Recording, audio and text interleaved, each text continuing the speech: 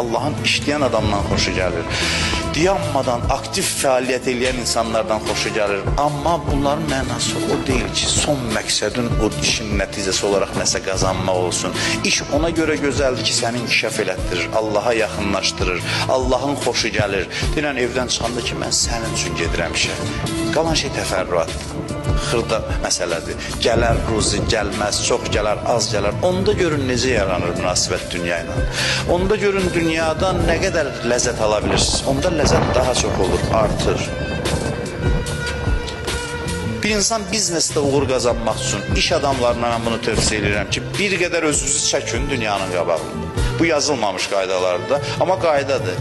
Heç bir uğur layihələrində, treninqlərdə bunu demirlər ki, dünyaya həris olma aid iş adamı.